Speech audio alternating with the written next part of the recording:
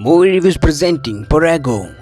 इस कहानी में एली नाम की एक लड़की को दिखाया जाता है जो एक छोटे से गांव में एक प्लांट पर रिसर्च कर रही होती है। इस प्लांट का इस पौधे का इस्तेमाल ड्रग्स के लिए भी किया जाता है, इसलिए ये इस पर रिसर्च कर रही होती है। दूसरी तरफ एक आदमी को दिखाया जाता है जो कि एक डेड बॉडी को दफना रहा होता है और उसके बाद अपनी कार में बैठकर वो किसी को फ़ोन करता है और उसे कहता है कि हमें एक और पायलट की ज़रूरत होगी। यानी कि इसने जिस आदमी को दफनाया है वो एक पायलट था। कहानी में फिर से एली को दिखाया जाता है जो उस प्लांट को ढूंढते ढूंढते एक रेगिस्तान में आ गई है और वहाँ उसे एक लड़की मिलती है जिसका नाम एलेक्स होता है। इन दोनों में जल्दी दोस्ती हो जाती है। कहानी में दिखाया जाता है एलेक्स की माँ नहीं है और उसके पिता हमेशा काम में बिजी रहते हैं जिससे वो एलेक्स को टाइम नहीं दे पाते। शाम होने पर एलेक्स वापस अपने घर चली जाती है और एली दोबारा अपने काम में लग जाती है।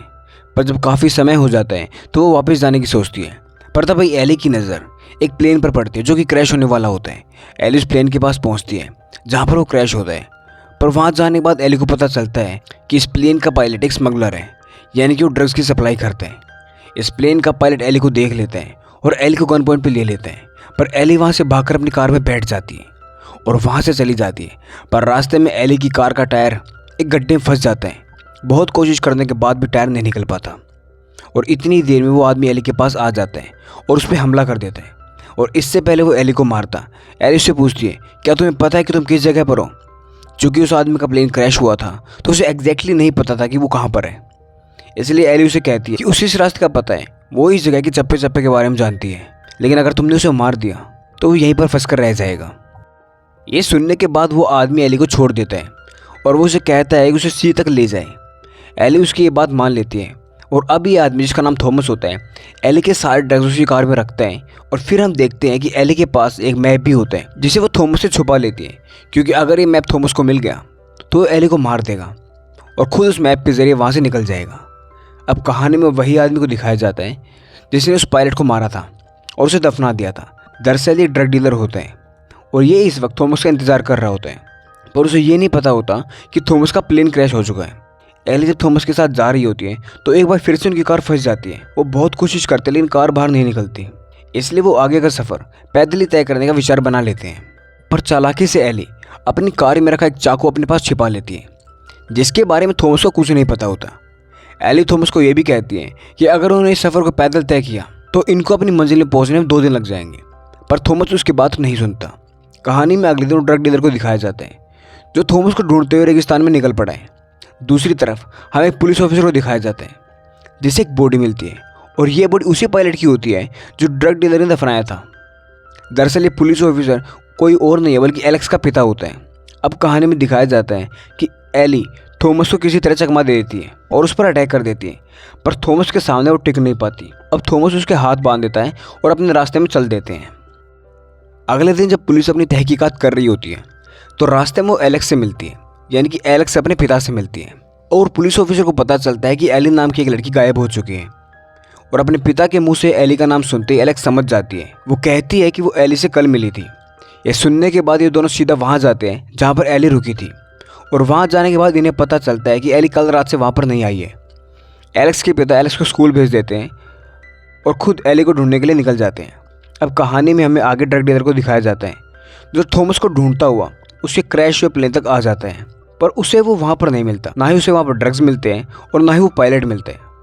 तभी वहाँ 2 बाइकर आते हैं जो उस ड्रग डीलर से सवाल करने लग जाते हैं, पर डीलर को उनकी बातों पर गुस्सा आ जाता है, इसलिए उन दोनों को मार देता है। और उसके बाद वो थॉमस और एली के पैरों के निशानों को फॉलो करता हुआ आगे बढ़ते हैं। दूसरी तरफ एलेक्स और थॉमस चलते चलते थक जाते हैं, इसलिए वो एक जगह पर बैठ जाते हैं। थोड़ी देर रेस्ट करने के बाद वो फिर से अपना सफ़र तय करते हैं। अब हमें एलेक्स के फादर को दिखाया जाता है जो कि एली की कार तक पहुंच जाते हैं और वहां उन्हें वो 2 बाइकर्स की डेड बॉडी मिलती है। उनकी बॉडी देखकर वो समझ जाता है कि उन्हें मारने वाला ज़्यादा दूर नहीं गया होगा, इसलिए वो उसे ढूंढने के लिए निकल जाते हैं। और थोड़ा आगे जाने के बाद पुलिस को उसी ड्रग डीलर की गाड़ी दिख जाती है। वो उस आदमी को ढूंढने लग जाता है, पर ड्रग डीलर गाड़ी में नहीं होता बल्कि वो कहीं पर छुपा होता है और वो छुप कर पुलिस पर हमला कर देता है। और इस लड़ाई के दौरान एक गोली पुलिस को लग भी जाती है और वो पुलिस ऑफिसर एक गड्ढे में गिर जाता है। जैसे उस डीलर को लगता है कि वो मर गया और इसलिए वो डॉलर ऑफिसर को वहीं छोड़कर थॉमस को ढूंढने के लिए निकल जाते हैं। अब हमें एली और थॉमस को दिखाया जाता है जो आज की रात एक पहाड़ पर बिताते हैं और कुछ देर वो बातें भी करते हैं। थॉमस एली को बताता है कि वो एक टीचर है और उसके फादर की तबीयत बहुत ज़्यादा ख़राब है, इसलिए मजबूरन उसे ये काम करना पड़ रहा है क्योंकि उसके पिता का इलाज बहुत महंगा है और उसे पैसों की बहुत ज़रूरत है। अब हमें यहाँ पता चलता है कि थॉमस एक अच्छा आदमी है। अब एले भी थॉमस को बताती है कि कुछ साल पहले उसकी गलती की वजह से उसकी बहन की मौत हो गई थी और तब से लेकर अब तक वो अपने घर नहीं गई है और इधर उधर भटक रही है। अब हमें एलेक्स को दिखाया जाता है जो अपने फादर को ढूंढते ढूंढते उनकी कार तक आ जाती है और बहुत जल्दी उसे अपने पिता गड्ढे में मिल जाते हैं और वो उन्हें बाहर निकाल लेती है।